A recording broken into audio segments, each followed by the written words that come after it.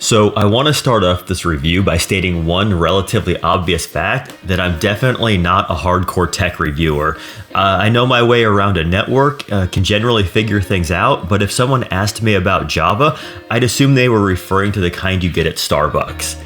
That said, let's get right into it. I bought the Netgear Orbi Mini from Costco at the very reasonable price of $200. I'll admit that I was a little nervous because it was replacing another Netgear product, the Nighthawk X6S, that I absolutely hated, mostly due to its daily reset requirement. Nevertheless, some decent reviews and Costco's excellent return policy meant I was willing to give the brand another try.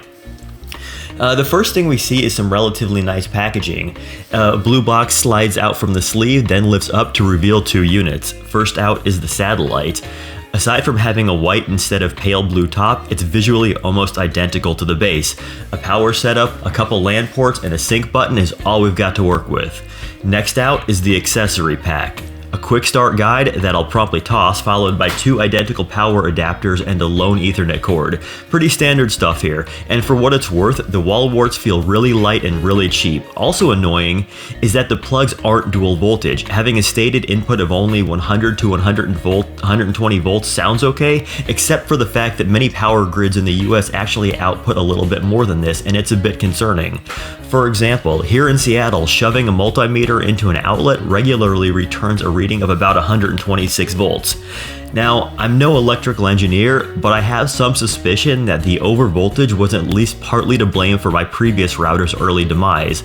Considering many 12-volt adapters can accept anything from 100 to 240 volts, you can tell Netgear really went with the cheapest of the cheap when sourcing a power supply for the Orbi Mini. Finally, we get to the router base station. It certainly looks nice, it's modern and clean, much more aesthetically pleasing than the offspring of a Darth Vader mask in a District 9 mothership that many consumer routers are apparently trying to pull off. The back is almost identical to the one found on the satellite, no junk in the trunk, one LAN port is replaced with a WAN one, and we still have the power and sync setup. Conspicuously missing is a USB port. This means that any network storage will have to be Ethernet based, no simply hooking up a cheap USB hard drive and calling it a day. Of concern for me is the availability of only one LAN port. I have a few wired devices, so a switch will have to be used. Not a big deal by any means, but it does add a couple bucks to the setup. I'm using a very simple TP-Link 5-port gigabit network switch. Should be less than $20 on Amazon, link is in the description below, and of course any purchases made do help the channel and are greatly appreciated. Initial setup is super simple, just plug in your power and connect the Ethernet cord coming from your modem. Next, connect to the new network using the credentials supplied on the bottom of the unit. It should have a factory SSID and password. Use those to log in and promptly navigate to 192.168.1.1, the default IP address for most routers. Here, you can choose to perform a guided setup or configure manually. Normally, I'd choose the latter, but because it was late and I wanted to just get it done, I ran through the wizard. It's pretty basic stuff, network name, password, guest network stuff, etc. It took about a minute and a half. I couldn't tell you why, but for some reason Netgear runs the 5 and 2.4 GHz networks on the same SSID, apparently choosing which frequency to operate over based on the client's capabilities. There appears to be no option to change this.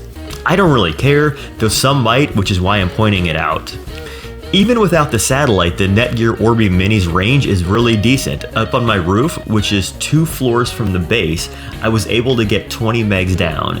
For comparison's sake, I pay for a 100 meg service and generally get it over wired connections or wireless ones near the router. So 20 is obviously a big drop in bandwidth, but it's still usable. Of course, we still haven't set up the second half. Setting up the satellite is kinda wonky, but otherwise easy. According to the on-screen guide, one is to power on the satellite, wait 2 minutes for the top LED to glow solid white, and then sync.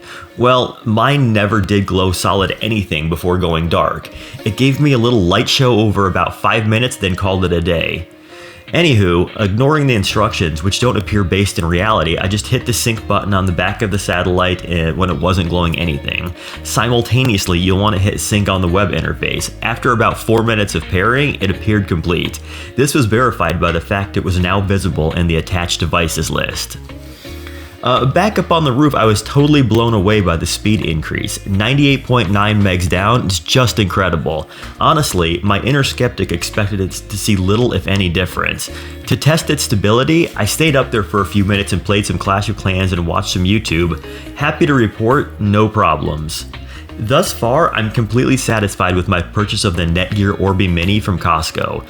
Setup was super simple, and to my surprise, the mesh network created by the satellite actually works. Of course, as is the case with just about most consumer routers, long-term stability will be the real test.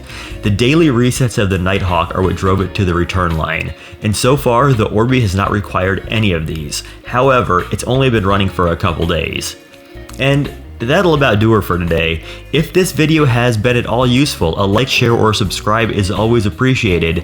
If you're not a fan, the thumbs down button is available. Alright, and thanks for watching.